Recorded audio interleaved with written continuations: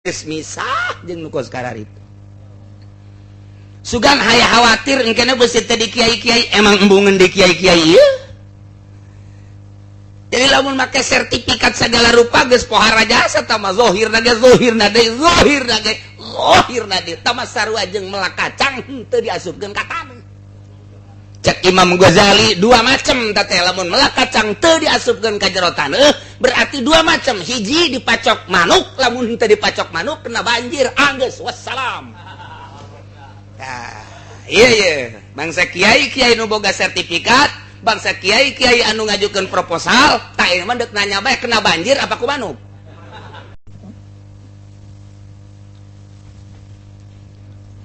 أعوذ بالله من الشيطان الرجيم بسم الله الرحمن الرحيم ثم وارد الوصال kari-kari cahaya pangeran kang tumeka ing wusul ilallah tepung maring Allah. Yakhruju min sijnil akwan maka metu ya wong saking konjara pirang-pirang maujudat mumkinat ila syuhudil mukawin maring ningali ingkang ngawujudaken qad asyara fil hikam lan teman-teman wis nuduhkeun ya Syekh Athaillah ing dalam kitab hikam ila ba'di hadza maring setengah ikilah iki warid faqala maka ngucap ya Syekh Athaillah ing lafad aurada alaikal waridu do nekakeun ing atase sira apa al waridu cahaya pangeran kang tumeka maring jero ati liukhrijaka darepon yen temetuaken ya warid ka ing sira min sijni wujudika saking konjara anasira atawa saking wujud sira kang kaya konjara ila fadai syuhudika maring lapangan syuhud sira maring syuhud sira kang kaya lapangan ing dalem pada jembare nyaritakeun masalah dunia kawalian nu di mana-mana geus sampurna ngalaksanakeun sulukna ku Allah dibere pagon bae urang suluk bae gae ku Allah teu dibere mah teu bae ieu mah dipasrahkeun sadaya-daya ka Gusti Allah hese nyaritakeun urusan kawalian lantaran tama anugrah ti Gusti Allah sebab ti orokna keneh geus kanyahoan piwalieun percis kosa kumaha pijawara geus kanyahoan bae jadi lamun pi ulamaeun geus kanyahoan atuh picaloeun geus kanyahoan tah ieu teh ku ahli-ahli Allah mah katropong nailah mimiti waridul intibah tina sok maksiat nyana kuari hudang ngah cek bahasa Sunda kuari jadi osok ibadah ngaji tidinya dimantepkeun deui tuluy datang waridul yaqzah tina goplah kuari jadi selalu ingat zikir langgeng tidinya datang dari waridus sair nalamun datang ka waridul intibah maloba tapi naik kana waridul yaqzah carang naik deui kana waridus sair kudu boga khusus guru komo datang ka waridul wisal ieu manggeus carangna ge carangna deui tapi tetep aya lamun eueuh kiamat lantaran nguatan dunia teh opat nomor kahiji secara zahir gunung disebut paku bumi, mereka dua tangkal kayu gede eta ge sarua secara zahir. Nomor katilu nunguatan bumi adalah ulama. Nomor kaopat wali Allah subhanahu wa ta'ala. Nu dua urusan zahir, nu dua urusan batin. Lamun ngandelkeun zahir bae kos diurang, mun ngandelkeun zahir bae tata sedemikian rupa acak-acakan bae. Tetap kudu aya penataan secara batin ulama nu model salafus sholihin, lain ulama anu modern. Lain menyudutkan tetapi janguatan dunia mah tetep bae ulama batin. Kudu aya ulama zahir ge. Jadi keur carita teu jadi penguat tamangan saukur ngararame doang. Ngararame doang tama kos kitu mah. Nu jadi nguatan mah ulama batin. Ari ulama zahir mah tama diondang dibere duit, hehe seuri ngabreug tama. Lain loba deui ngabreug tama. Diondang deui dibere duit, hehehe loba. Ambalaya.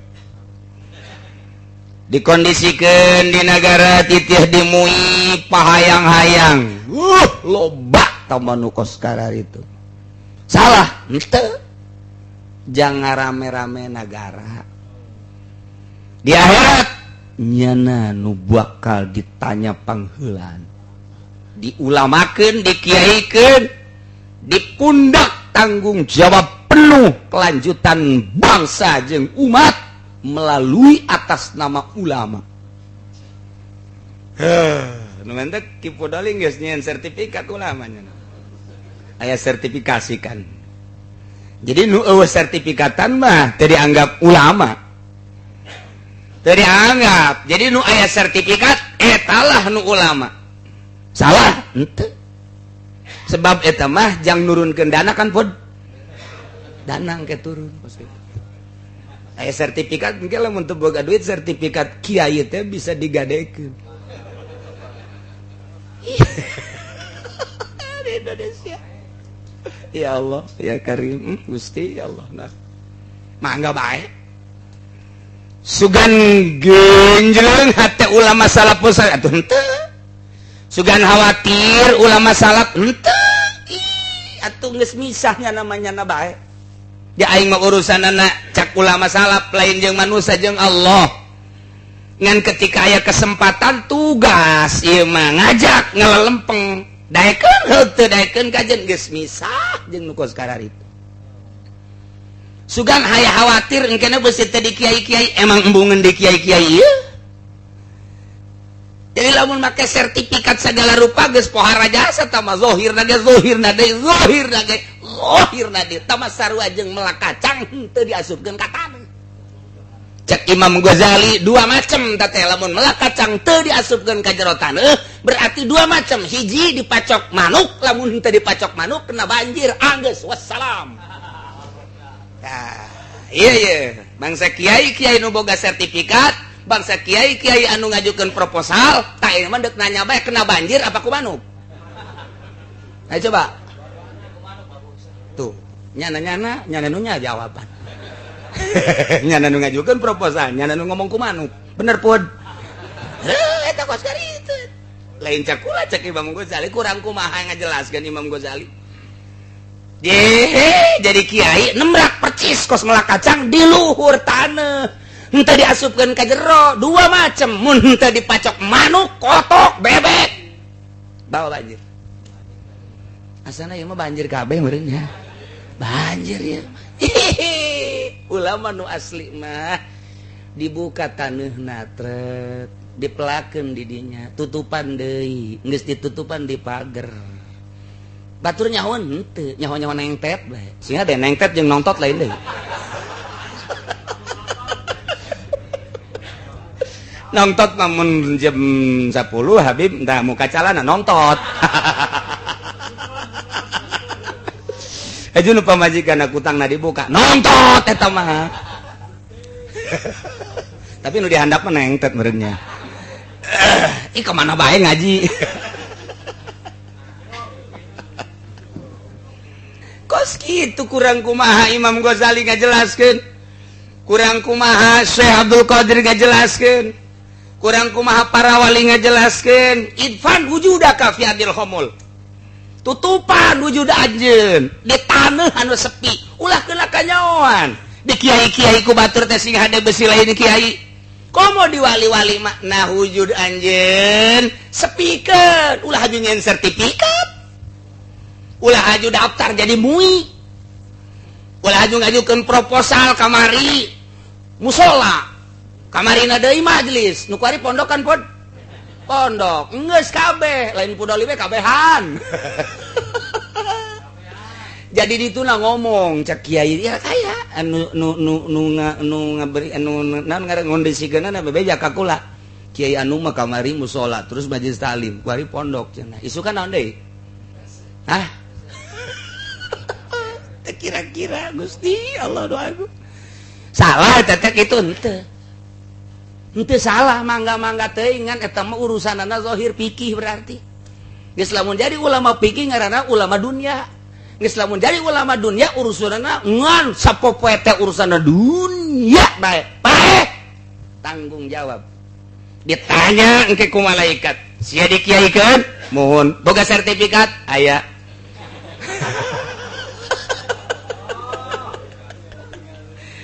Araringgis kuari dikiaikeun, dimuikeun, di majelis ulamakeun, didepakeun tanggung jawab di pundak ngurusan umat. Isuk pageto tanya, ya Allah, terjadi kekuatan dunia tamah, nu jadi kekuatan mah nu idfan wujudaka fi ardil khumul. Di kiai-kiai kula mah lain kiai, kula mah lain. Ampura kula mah nyepi bae nya nama. Geus rame pindah embung kadenge ku batur, embung kanyahoan ku batur. Kanyahoan deui pindah deui. Tah eta nu asli mah justru jadi kekuatan dunia umat bangsa eta. Teu kahartieun ku bangsa budak sakola mata ku Muhammadiyah moal kaharti atuh. Jah hijab tamah. Hijab na kandal jasa moal kaharti atuh. Ke lamun geus lila ngaji ohnya blak tak eta teh ngartikeun ngabuka hijab ngaranna warid ngaranna.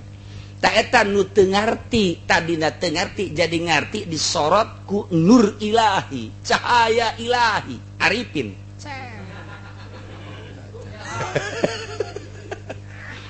Oh tadina teu ngarti jadi ngarti, sahana mere ngarti. Kiai di mana horeng jak kiai lagi kadang-kadang kalimpudan.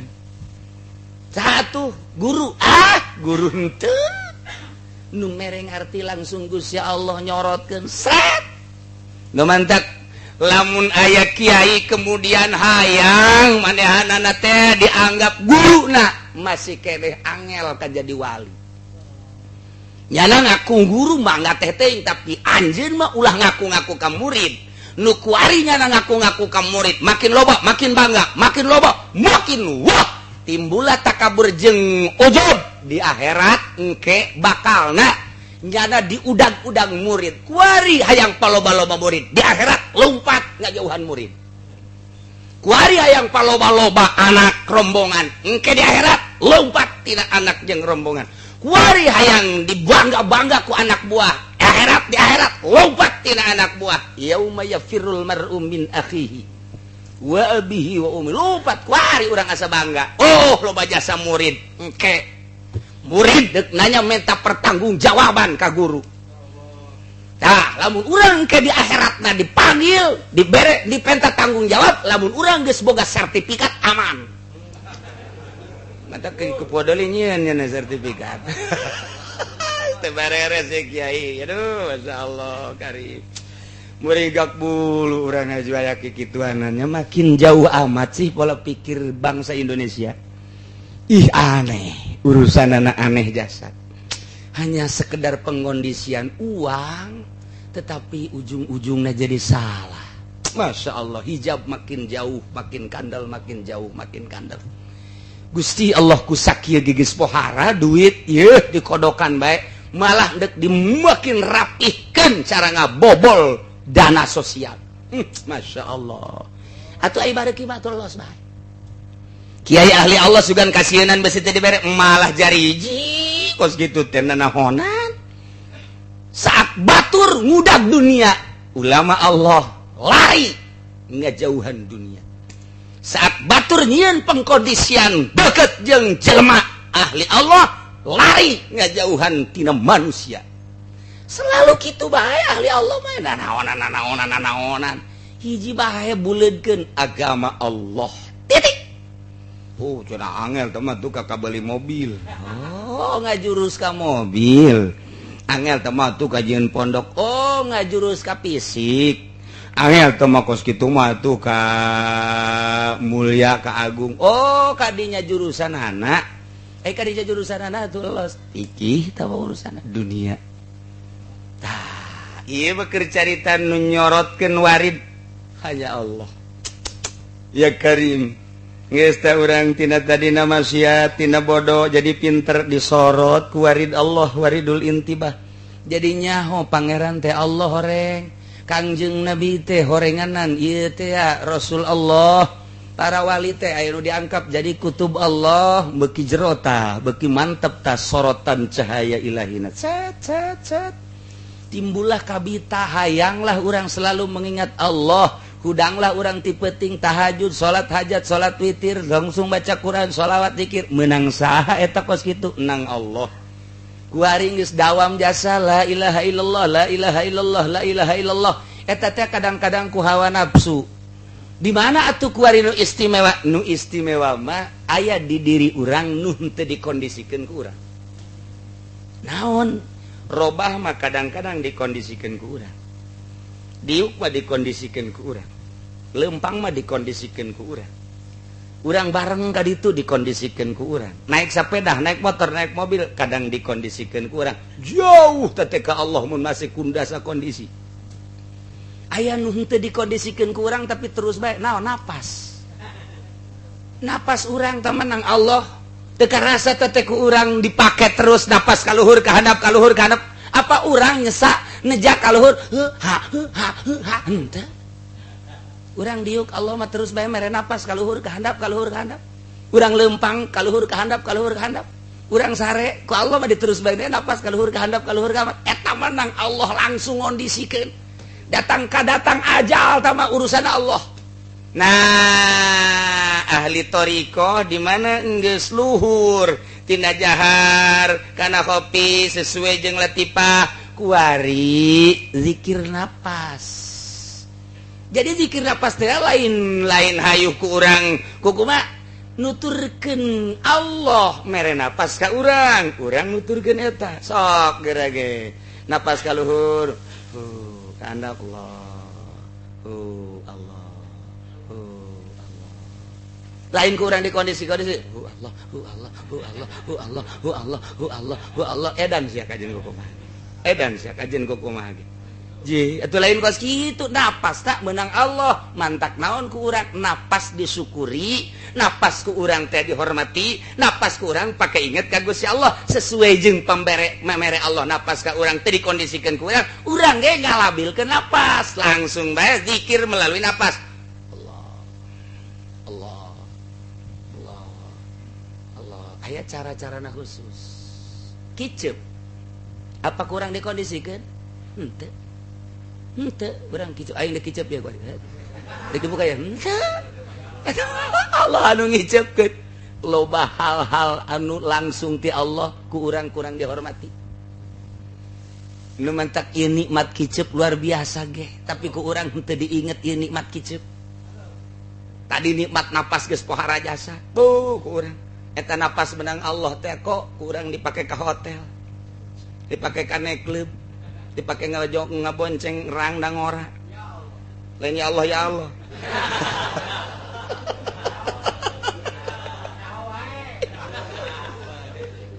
kita napas dan Allah dipake nonton nen bola sabara napas dihitunglah ku ahli toriko napas per hari teh sabaraha nu dipake ka Allah sabaraha nu dipake maksiat sabaraha napas bakal ditanya ku Gusti Allah eusian napas ku Allah lain urang haju ngondisikeun di masjid Allah digerokeun urang. Mang ka dieu.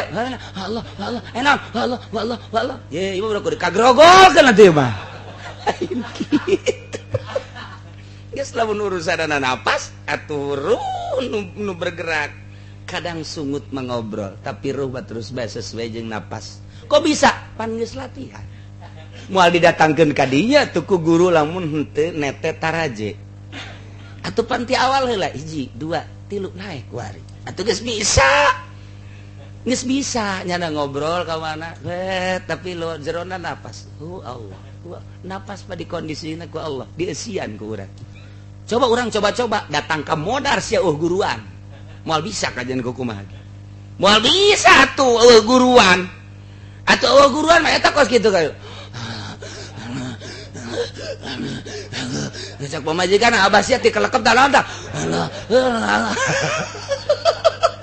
Anak lagi sieun wah abah rante. Kunaon abah ti kelekep. Jangan teu kitu.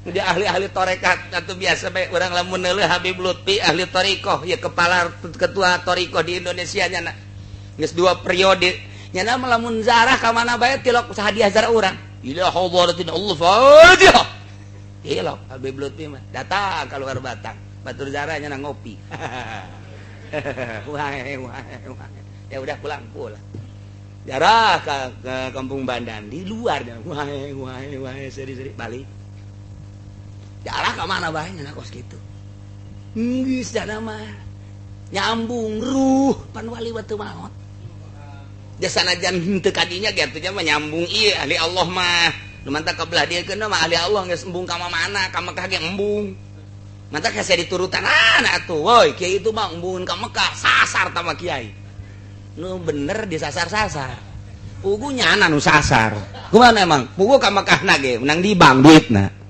sasar henteu coba nyana nu sasar juga Mekahna ge deui nyokotan ti dulur-dulurna pan aing ketuana sia kudu nyumbang ka aing pancen ada ibadah masih bisnis keneh bae tuh bener bod tuh kan ka Mekah bae tapi balik ti Mekahna haju meuli motor pancen